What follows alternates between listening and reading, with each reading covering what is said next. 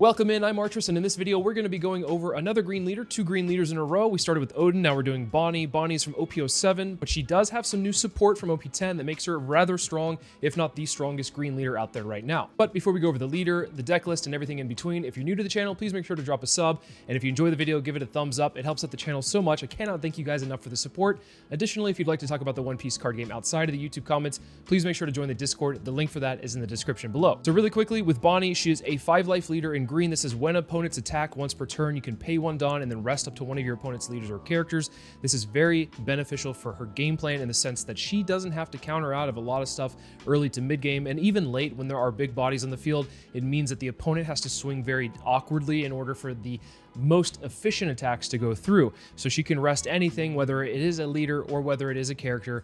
So that is very important for what you're trying to do with the synergy of the deck overall. Starting off, we are running 4 Cavendish, and in this meta, I think it's very important to have as many 5-drops in this deck as possible. We are in a meta right now where the 5-drops are probably some of the most important and impactful they have ever been. And so Cavendish being a 5-drop that synergizes really well with Bonney on play and when attacking, if your leader has a Supernova's type, which Bonney is a Supernova, and there are no other Cavendish on the field, set up to 2 of your Dawn cards as active, so you can play Cavendish and you're getting those 2 Dawn back. One of them you'll leave standing for your leader ability, and the other one you can use for whatever you'd like, whether it's for an additional power up for the swing, or maybe a Bonney search if you have the searcher on the field. So Cavendish really is one of your best 5-drops. I actually think it's probably your best 5-drop to play here, but we do have some more, which we'll get to in a second. Next, we are running 4 of the Scratchman of Pooh from EBO1. Very important in this meta as there are a lot of little chump blockers. You have a lot of 1 and 2 cost blockers that you need to be able to rest on play. And so Scratchman of Pooh can help you do that. But if you don't need the Scratchman of Pooh to rest something like that, you can always just use this as a 2K. Next up, I'm running 2 Killer. Now I was running 2 Urouge, but I think that Killer might be slightly better here in the sense that you can bring this out with the ACOS Kid, whereas the Urouge is pretty good for your overall game plan, being able to restand a Dawn at the end of the turn, but it's a 4-drop, so you cannot cheat this out with the ACOS Kid. The ACOS Kid, of course, being the best card in the deck, or at least one of the cards that you're going to be playing around. If you're new to the game and you're unfamiliar with this card, this used to be a monster in OP01. It's an 8 cost, 8,000 power body, Dawn times 1 on the opponent's turn. If this character is rested, your opponent cannot attack anything other than characters named Eustace Captain Kidd, so it can only attack this, effectively making your leader an 8k leader. And then activate main once per turn. You may rest this character, play 1 character with a cost of 3 or less from your hand. So as I was saying, this killer is great because you can cheat this out and have a blocker. You also have other blockers you would probably want to play over this one, but the killer is a good option because it is searchable. And on top of that, if you put a Dawn underneath it and you block and you have 3 or more characters on the board, you can draw 1 card. So that is very nice because sometimes your opponent will starve you out, especially if you have the Kid. You'll run out of resources rather fast if you have not been taking your life. And so Killer will help you gain some of those resources back. The better option for blockers to bring out with Kid is the 2-cost Rosinante. I think a lot of people understand this. The 8-cost Captain Kidd with the 2-cost Rosinante on the field means that Kid cannot be KO'd by anything. It can be removed from the field by like bottom decking or trashing. However, the Rosinante prevents any rested characters from being KO'd because you can trash this character instead. And it doesn't matter if the Rosie is tapped or whatever it may be, you can still use the effect because sometimes people will end up resting the Rosie and then attack into the Kid, but it doesn't matter if the Rosie's still in the field because the effect still applies. We're running a playset of Hody Jones. This is the best green card out there right now. It's a 7-cost, 8,000 power body that has rush, and then on play, rest up to a total of 2 of your opponent's characters and or Dawn, then put the top of your life cards into your hand. So what you're trying to do with this is close out a game with Hody Jones, and we're running it at 4 because we want to see it. Of course, if you have 2 or even 3 in your hand, it can be a little bit bricky at times, and you might not want to play it because you don't want to take life, but it is an excellent card to go for game by resting blockers, or in some instances where you're going against decks like Purple Luffy, where they have a Dawn up open for Gum Gum Giant, you can just rest that Dawn and then rest a blocker, and they can't use their counter event. This is also a really good card on curve. If you can play it on 7 and you have a Cavendish on the field, you can play the Hody Jones, rest some things, get some of the Dawn back, and then be able to have your leader ability for the following turn. I'm running 2 Barto blockers. This is an important blocker because in this meta, when you're going against red, they often are running Mulgun specifically for the 8-cost Kid. And so because of that, the Barto is actually a really good option to put on the field as a blocker against red decks, because the whole thing with Mulgun is it minuses 5,000 power to the Kid and then KOs a 2,000 power character on the field. So what it does is it minuses Kid to 3,000 power and then KOs one of these little chump blockers. So it gets past the blocker, and then it reduces the power of the kid, making it really easy to get rid of this kid. If you have the Barto in the way, then it's a lot harder because the Barto doesn't get popped because of the fact that it is 4,000 power. And the other thing here is it has a nice effect that says your turn once per turn. If a character is rested from your own effects, draw one card, then trash one card from your hand. So you can use that effect when you're using the kid effect to rest itself. If you have Hody Jones on the field and rest something, this also counts as well. So this Barto comes in clutch in some scenarios, especially against red. To continue on with the 5 cost here, I'm running 4 of the 5 cost Carrot that just stuns a 7 cost that is rested, and they do not become active during the next turn. It's both on play and when attacking, so that's very useful. This would be a great card to see against Blackbeard, but I will say that the Blackbeard matchup is really tough. So Carrot is probably not going to survive very often, so you're going to have things on the field to protect the Carrot. The more important thing here is that if they swing with like a Burgess, you can use the Carrot to stun the Burgess on the attack, obviously not on the on play, because a good Blackbeard will not allow that to happen. But in a perfect world, this will survive for a turn, and then you can swing with it, and then maybe the Burgess has been tapped. I don't know. Sometimes Blackbeards don't even swing with their Burgess until late, so just play it by ear, but that is one of the uses you can use it for. Then to round out our 5 drops, we are running 4 of the new 5 cost Smoker. Now this one is a little bit controversial as far as running it as a 4 of, but I do think that we're wanting to see as many 5 drops as possible. I think if you can see a 5 drop on curve, you pull really ahead because your early game is kind of weak and you do have some decent top end. So the Smoker here is also just helping to add to those numbers of 5 costs that you can see. What's really nice about this card for the synergy with the deck is that activate main once per turn, you can set one of your Dawn cards as active, then you cannot set your Dawn cards as active through character effects for the rest of this turn. So when you play this on 5, oftentimes if you play a Carrot, you're going to be tapped out and you can't use your leader ability for that next turn. But if you play a Smoker or if you play a Cavendish on 5, both of those will give you options to be able to restand the Dawn so that you have it for your leader ability for the next turn. And then of course the reason that Smoker is a big threat is because of the fact that it has Banish on it. It's a 7,000 power character. It is a menace, of course, and so your opponent's going to likely want to remove it. And so we have a playset of Tashigi here to help with that. This is the other combo piece that is really good with green right now. When one of your green characters other than Tashigi would be removed from play due to your opponent's effects, you may instead rest this character. So if you have the Tashigi on the field and you have a Rosinante on the field and you have a tapped kid, you've probably won the game. That's a pretty good fortress right there. It's going to be really difficult for them to have to get to this kid. They have to answer the Tashigi, they have to answer the Rosie, and then they can swing into the kid and maybe get rid of it that way. So keep that in mind. But yeah, this is a really good card for green overall. So we're running it as a playset of 3. There's got to be certain times where you have to put it down though, and so you have to find the right timing for that. And that's something I still struggle with right now. But I think that Tashigi is definitely going to be a staple for green going forward. And then to find a lot of our pieces, we're running 4 of the Bonney searchers from starter deck 2. Just being able to search the top 5 for a supernova type, which we have plenty of to choose from, is very important here. It's also a very nice tempo play to be able, and I guess not tempo in a way, but like you're playing it very early and then you have to force your opponent to swing into it if they don't have a body on the field outside of their leader. So Bonnie's kind of annoying in that regard. We're running a playset of the Scratchman Apu 2K. It's just a searchable 2K off of the Bonney, so that's the most important thing here. You're not really going to use the effect very often. If you're going against a Nami or like maybe a purple Luffy, this is probably going to be good in those scenarios where they have Dawn and you're going to want to rest it, but I don't think it's going to be useful in any other scenario. But it is a nice searchable 2K. So outside of the 8 cost kid, and I guess the Hody Jones is my top end, I'm running a playset of Shanks. I feel like Shanks is really good with this deck as far as being able to just answer anything on the board, especially when you're going against tougher matchups like the Shanks matchup, the red Shanks matchup, where they have like a rush Shanks that they've rested. You can answer it with this, just KOs anything rested regardless of cost. You could have other options in here as like maybe running Zoro. There's like the 8 cost Rosie that you could run. You see plenty of Bonnies running the 10 cost Dofi, the one that stuns. But I found myself just needing that extra Dawn sometimes. Like oftentimes people will be able to answer Cavendish or Smoker, and by the time you get to the 10 Dawn and you're wanting to play a Dofi down, it's kind of an interesting situation to be in because like maybe you're not able to restand something. Maybe you've played a kid the previous turn and you can't get that Dawn to put underneath the kid, and so 10 cost Dofi is really good in scenarios where you can chain drop it. But outside of that, if you're only able to like drop 1, it's impactful, but it's not super great. It's one of the 10 drops that leaves more to be desired, in my opinion. So we're running Shanks instead to be able to answer a body with a bigger body of your own. And then I'm running 3 of the 0 cost events because while we do have plenty of 2Ks, I think we also have some bricks as far as like the Smoker, and sometimes Shanks can be hard to drop down if you're a little bit behind. So having the 0 cost event be something that you can use to pitch some of those dead cards to keep things alive, like for instance the 8 cost kid, super important there. That's the reason why we're running 3 here. And the other thing is it has a nice little trigger where if it comes out of life, you can rest an opponent's character with a cost of 4 or less. So sometimes you can bypass an extra swing coming your way by having this come out of life, or maybe rest a blocker and try to go for game a little bit easier. So that's why we have 3. You can run it at 2 and be fine and find something else to put in the deck instead. But overall, I feel like this is a pretty solid baseline of what Bonney should look like. There is an argument to have some other top end or different ratios.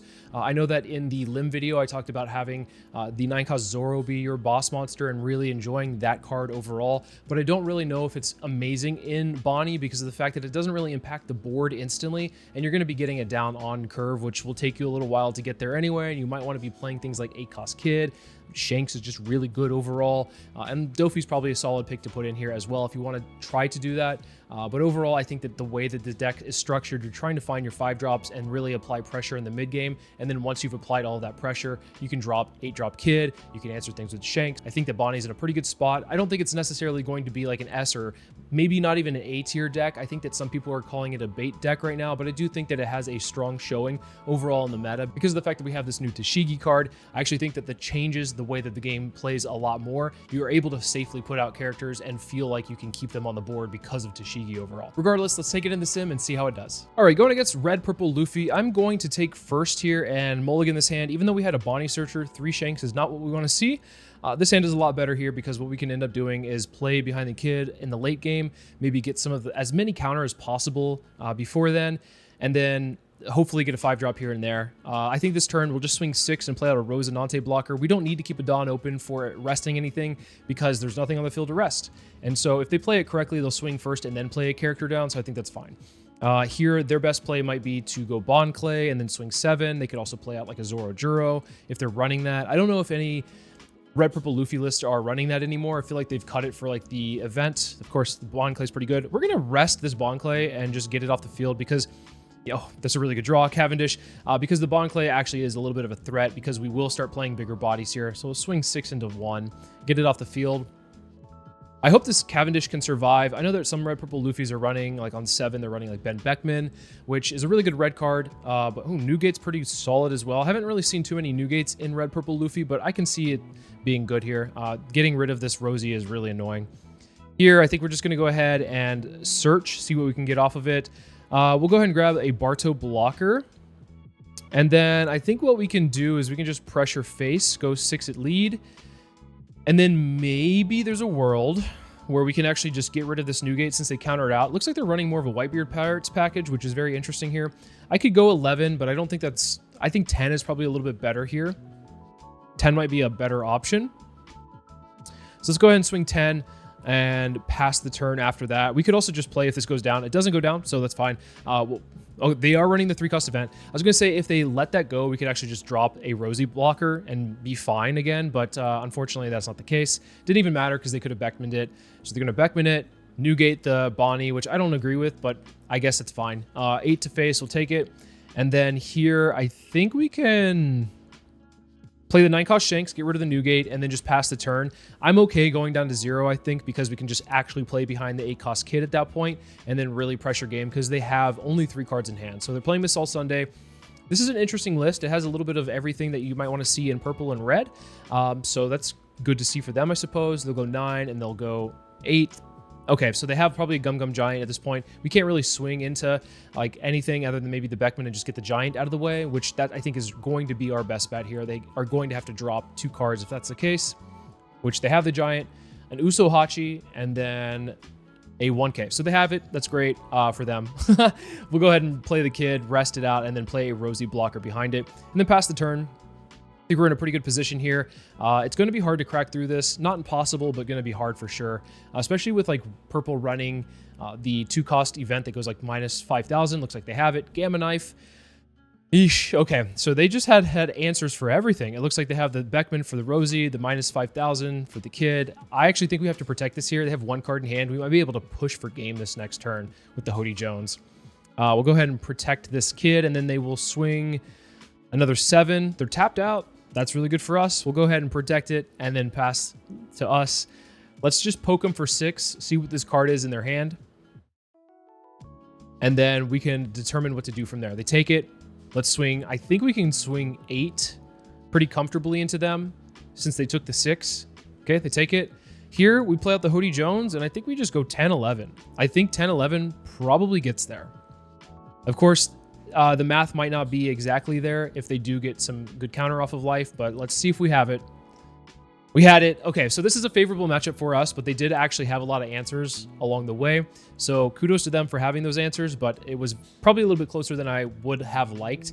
Unfortunately, I had to go for game with that last bit, but it worked out. Going against Yellow Kid here, I don't really care for that hand. I want to see a 5-drop, which is this much better for us. Unfortunately, we don't have any like top end in this hand, but I think we can just draw into it and be fine. Against Piss Kid here, I think we just have to try to apply some pressure, hopefully find an 8-cost kid along the way, and then hide behind that. I think that's going to be our best bet. There's not too many answers in yellow to be able to answer the 8-cost kid. So I think that we just kind of stick with that game plan, hopefully draw into it. I think we can take life carefully at times. They go 5 lead, I'll just rest the Luffy, and we'll take the 0-cost event. I'm assuming a Basil Hawkins is coming down. Usually that's what's on 4. They don't have it. Okay, so maybe they just have a lot of top end. That's actually scarier, the fact that they have that. We'll go ahead and play the Smoker and pass to them, see what they have as a result. They can't Gadatsu if they're running Gadatsu because of the fact that Smoker is 5. I'm at 4 life. They play another Luffy and grab an X straight 2K. They do have a Nami. Okay, so they're going to pitch a Frankie here. A little bit of an interesting list, I suppose. I don't see as many Namis being ran. And there's our key to success here, the 8-cost kid. Let's go ahead and just, I think, swing 6 at lead. Actually, we'll swing 6 at 5 first just to see if we can get a 2K out of hand. And then we'll stun it with the carrot and then pass the turn. I think if they're wanting to protect the Nami, they're going to give us a 2K regardless. And they might just feel comfortable taking the life instead. So it's usually better to swing at a body instead. And if you get the body out of the way, you can still play the 5-cost and it's fine. Not the end of the world there. They play Gadatsu to get rid of a Rosie. So this list is a little bit more, I would say, controlling. It just seems less of like the Banish Life, which the Banish Life is actually kind of terrifying, not going to lie. But we'll take, oh, they're just swinging huge. Okay, so they'll go 5. We'll counter out of that one just so we can stay at 2 life there. Here we'll go 5 into 2. I don't feel comfortable dropping the 8-cost kid just yet. So I think what we can end up doing is maybe swing 7 at the Nami. 7 at the Nami might not be awful. Let's go ahead and use the Smoker ability to restand 1. 8 is actually going to be better here because we restood a Dawn. We'll swing 8 at 5 and freeze the Gadatsu and then play out a Rosie blocker, I think is fine. You could argue for the killer blocker as well and get a card draw off of it, but we'll hold on to that just in case they have, I don't know, any kind of rush units. But I don't think yellow has any rush units. Like they could be running a Nell, but I doubt it. 6 into 6. I think we just protect this because this carrot is going to be keeping this Gadatsu alive, or tapped down, not alive. I guess it is keeping it alive. Ooh, Yamato. This is an interesting list. Okay, I have not seen a Yamato ran in Yellow Kid. Usually the top end is going to be like 10-cost Ace, or maybe like 8-cost Kid, or even 7-cost Law. Yamato is interesting though. I don't hate it. I've been thinking about running Yamato in Yellow Kid recently as well, so cool to see that. I think since we have the 9-cost Shanks, we're going to want to hold on to it for this Yamato so we can get it off the field. It might be a good time to just drop the 8-cost kid and then hide behind 2 blockers and see what they do here. We are running out of resources though, so that is, of course, a problem. Very unlucky for us. We are able to protect the kid and the carrot from any kind of KOing effects if they have it, which I don't think they will. And then if they swing 9 here, I think we just give them a 2K, keep the blockers alive. Dropping that Apu is probably a problem, though. I probably should have kept the other one. Or I probably should have kept the 1-cost, just in case they have, like, a blocker or something, a small blocker. Flampe into Yamato. Okay, so I respect it. That's actually an old NL play. And I say old. It's like an NL play that most people know about. We'll swing 5 into lead. And then this is a really good time for us to swing, or play out the Shanks. We'll swing the carrot, freeze the Gadatsu. And I'm actually going to swing 9 with the kid, which means I'm not going to have any open Dawn, so I can't rest anything naturally, which is a pain. Their best bet if they go to 0 here would be to take it and then play a 10-cost Ace. So then they can have a Yamato and the Ace. So the Yamato will swing Yamato will swing 9 into 8. We'll counter out with a 2K. And then if they have the 10-cost Ace, then I think we have to block that one. We could give them a 0-cost event, but if they have a 10-cost Ace, then we could also just play the Shanks and KO it as well. That is a pretty good option. Yep. They have a lot of cards in hand. This is insane. They have like 10 cards in hand at this point, which is very scary. We'll just have to kind of pressure face as much as possible. We'll go 5. Then we'll go 6 with the carrot. stunning the Gadatsu. It has not been able to restand the entirety of the game, which is nice. We'll go 9 with Kid, and they have to counter out of this. If they don't counter out of this one, then I'm going to stack all on the Shanks and go all in, and that's going to be really difficult for them to get out of, so they give us 2-2-1. We'll go 11 into 9 instead, so that we can get a 2 and a 1 out of hand even further.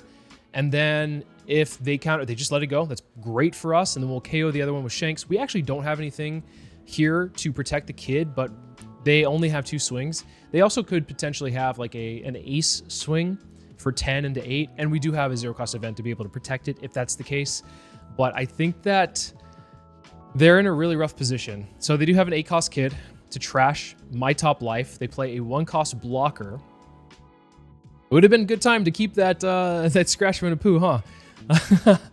Doesn't matter, we drew into it. We're just like that. We're just that good. I'm kidding. We'll play out the Scratchman Apu, rest this Apu, Poo on Poo action, and then we'll go 7 into 5. Stunning the Gadatsu, of course. See if they give it the 2 and 1. They don't. 11 into 5. They're going to have to just give us everything. El Thor, and they counter out. That's actually, wow, this list is interesting. I like it.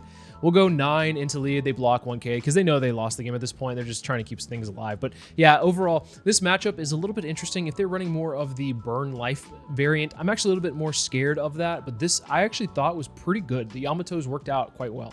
All right, welcome to the new flavor of the month. We have Green Purple Limb. It actually did really well over the weekend at the London regionals. So this deck is more low to the ground. Of course, people might be playing it with the high drops like the 9 cost Zoros. I like that version, but I also can respect the lower to the ground version here. We're gonna get the Bonney to get a 2K. That's the only option that we had. Unfortunately, that means we're passing up 2 Hody Jones along the way, but I guess we'll hopefully draw into another one during the course of the game. We'll see. It's a little bit tricky for them because they have to get rid of this Bonney and I can rest the Limb. So the Limb, I think they want to keep this thing upright, so they might play out okay, so they play out a Sabo. I was gonna say they probably are gonna restand their own Limb, which is fair because it's gonna be harder for me to swing into this Sabo. I'm going to do it anyway and ask for a 1K, and they're probably gonna gladly give me that, but I still need to at least try to get some cards out of hand. Even swinging 6 into 5 might have been better and just pressuring them, but because I don't have anything else to pressure, oh gosh, what, they're playing Smoker? That's actually really scary. I guess that we'll have to worry about the Smoker over anything else. I was trying to get the Sabo off the field because it has card draw every turn, but I think the Smoker's a bigger threat. This is actually really scary. Okay, so they are able to get 3 rested bodies. They're swinging the Sabo just to draw a card. We'll take it, and then we'll rest the leader along the way. They'll restand the blocker and the Sabo. This is actually a really good draw. The Carrot is able to stun this Smoker down, so we'll go ahead and play out this, and then we'll swing.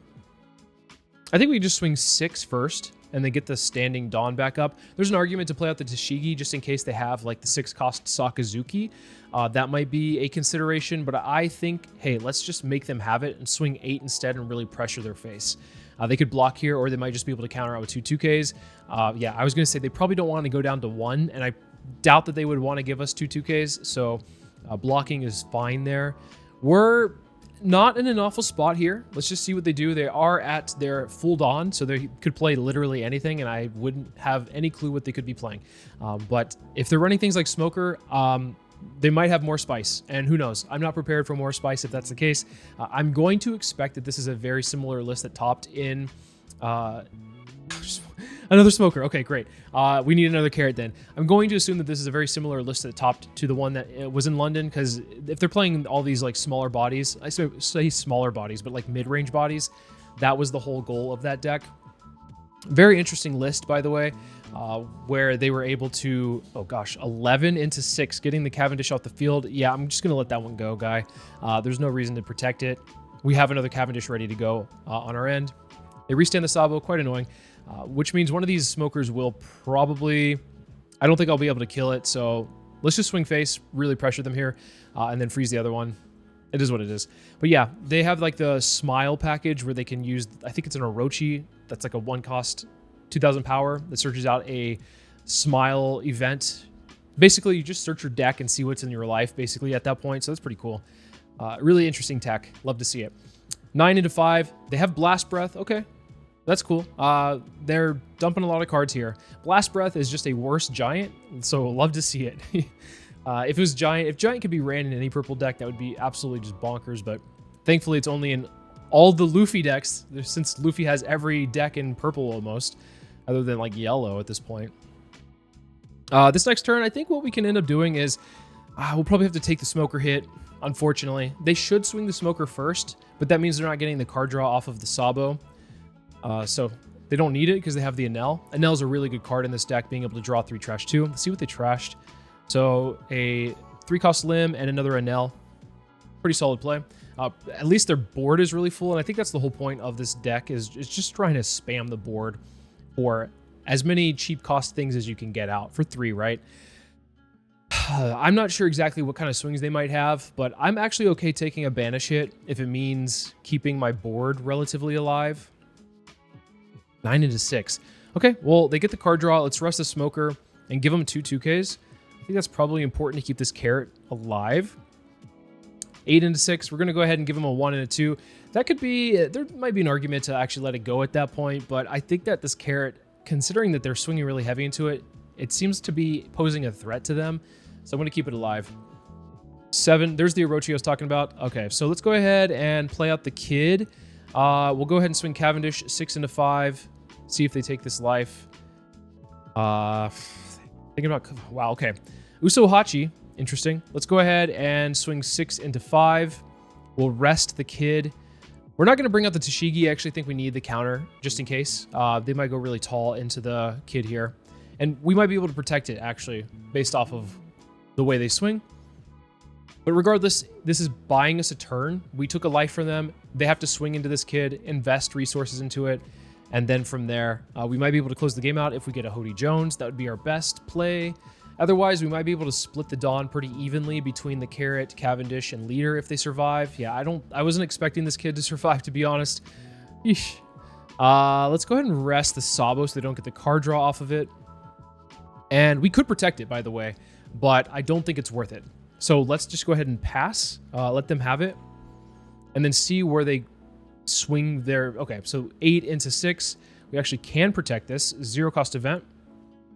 And they'd have to go another 8 if they want to, unless they're keeping a Dawn open. Okay, they're just going to go ahead and use their Leader ability. They might restand something, actually. What do they bring? Okay, Dofi blocker to try to stay alive.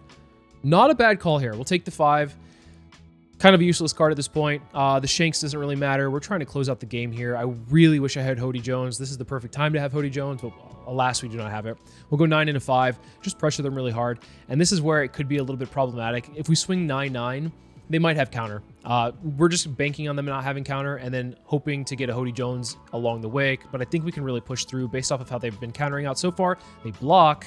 They could be baiting us, of course. 9 into 5. They just didn't have it. Okay, so they got a Blast Breath off of life, but they didn't have any other counter in hand, unfortunately for them. But yeah, for us, we needed Hody Jones. Hody Jones wins the game a million times there, but unlucky for us, but we did at least crack through. Against Purple Luffy, I'm going to want to take first. This hand is really good. We have a couple of Searchers to kind of buy some time in the early game.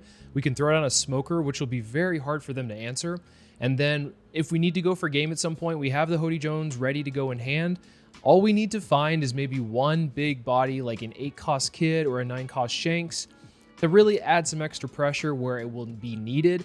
The thing with the Luffy versus the Bonney matchup, I feel like it could be Bonney favored, but I do think that Purple Luffy just in general is a better deck. Now, I think that Purple Luffy, if they go really wide and swarm the board with like Luffy, Taro, Sangoro, and then start going really like ham at face, it's going to be difficult. But if we are able to establish some of these bodies like Smoker and eventually hide behind the 8-cost Kid, and hopefully they don't have the 2-cost event ready to go, because most are running like 1, max 2. We'll grab the Cavendish here. Then we should be okay against Purple Luffy, I think. So we'll swing 5 at lead, and then we're going to throw down the other Bonney here so that we have it ready to go for the next turn. They can only answer the one that's rested right now with one of their characters, so it's either the Law or the Luffy. And if they swing with the Law, there's always a world where I could counter out of it. I wouldn't, but they have to be aware of that. So yeah, 5 into the Bonney. They show some respect there. We'll swing into the Law just to get it off the field because the extra bodies here could be a body that they use to swing into the Bonney with. So we don't want that to happen. So let's go ahead and get rid of the Law. And then we will play out the Cavendish because I think that's a better option here because we can actually search with the Bonney. We'll grab a 2K and then pass the turn. We're just, like I said, buying time in these early stages of the game to be able to establish a board along the way. 6 and a 1 will rest the leader. This is usually a Luffy Taro into a Sangoro. If they're playing the perfect curve, which hopefully they are. Hopefully they are. I want to at least see some competitive games, you know, over the course of the night. Okay, so they do have it. They have their perfect curve. We're actually going to play the Hody Jones out because we have the Cavendish. We can get the Standing Dawn back. So we're going to try to get rid of the Sangoro. So we're going to swing 6 into 6. Now, normally, I like to swing directly at Luffy's face because these 6s are really good into 5. But I do want to get the Sangoro off the field, and they will likely counter out, which it shows that they are. They are doing that. 8 into 6 is going to be the last 2 cards, or at least 2 more cards out of hand, which they don't want to do, of course. We have a lot of counter to protect the Cavendish if we need to, but I think more importantly, we want to keep, I think we just let this go. I think we want to keep the Hody Jones alive. I think that is going to be a bigger problem. Are they just stacking all on? Okay, I guess they don't have an answer to the Hody Jones. We're just actually going to protect it because they're basically taking their turn off to do this.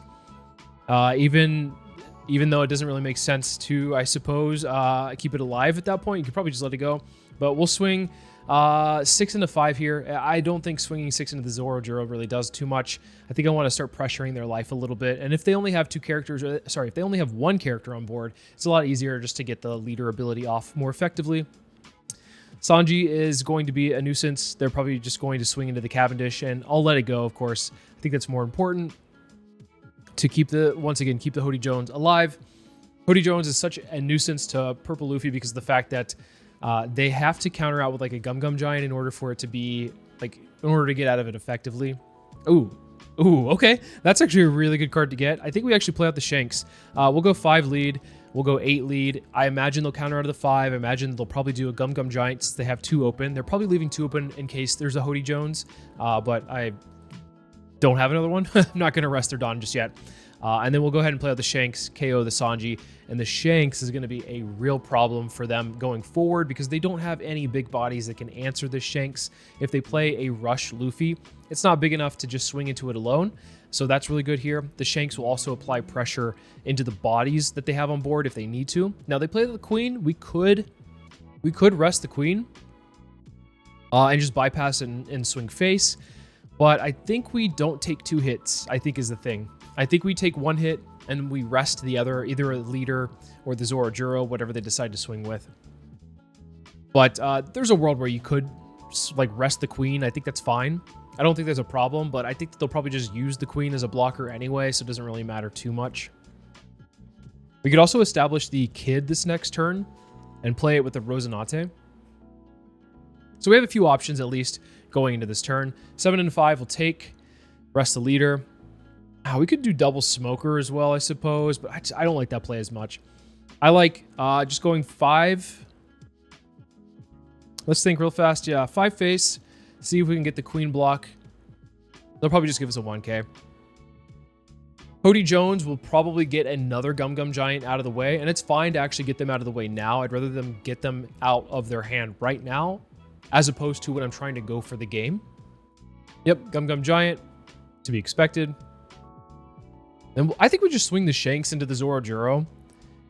If they block, okay, they block, it's the same thing. It's the same thing as if Zoro went down. We'll go ahead and play out the Kid, bring out the Rosinante, and then pass the turn. If they have Gamma Knife, I think we are in a little bit of trouble. Like, the Kid probably will go down. But I don't know. We'll see what happens. 8 is not going to be good enough. We'll rest the leader, and then we will pitch a Carrot, I think is fine. I think having a second blocker is better. Zoro to grab another Giant. I've seen 3 so far. It's typical purple gaming. And here, I think we can just pressure face. Oh, yeah. I think they realized it. They did have the Gamma Knife ready to go, but the problem with the Gamma Knife is that they wouldn't have enough attacks. They'd only be able to really effectively swing once. And if they wanted to use the 1-cost law to try to get rid of the kid at 3,000 power. I think I'd have enough to counter out. Okay, so yeah, maybe my Bonney needs a little bit of help here and there. I think that there is definitely probably some more optimal plays to be made over the course of the games that we had.